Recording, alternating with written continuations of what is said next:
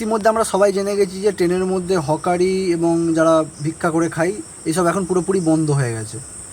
মানে সব ঠিক আছে, হকারটা হয়তো তুলে দিয়েছেন, তারা হয়তো অন্য জায়গায় হকারি করে খেতে পারবে, জানি না তাদের হয়তো সমস্যা হবে। বাট যারা ভিক্ষা করে তাদের কি মানে সত্যিই ট্রেন থেকে এরকমভাবে নামিয়ে দেওয়া উচিত ছিল, পেটে লাথি মারা উচিত ছিল? তো কথাটা কেন বললাম আগে তোমরা ভিডিওটা দেখো, তাহলে বুঝতে পেরে যাবে। 1 জুলাই থেকে ট্রেনে হকারি করা বন্ধ, আমার বন্ধুরা বলছে আমাকে ফোন করে। শুধু হকারি নয়, সরকারের চোখে যারা ভিখারি, যারা গান গেয়ে পারফর্ম করে, তাদেরও নাকি উঠতে দেবে না। আচ্ছা, তাহলে তারা কি করবে?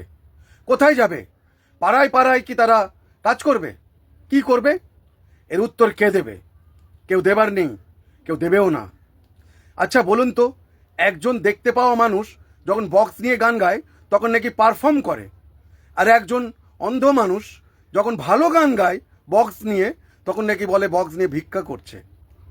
আচ্ছা, তাহলে কি করবে সে? আমার কথা হচ্ছে, প্রতিবন্ধী ভাতা তো মাত্র 1,500 টাকা। তার বাড়িতে সংসার আছে, কি করে চালাবে? প্লিজ পেটে লাথি মারবেন না, লাথি খুব লাগে। যদি মারতেই হয় তাহলে একসঙ্গে দাঁড় করি গুলি চালান, গুলি চালিয়ে দিন। আশা করি ভিডিওটা তোমরা দেখলে।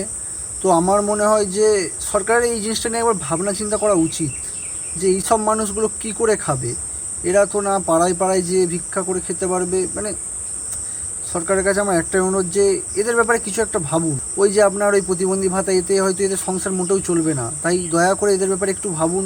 মানে এদের কি করে, এরা কি করে বাঁচবে।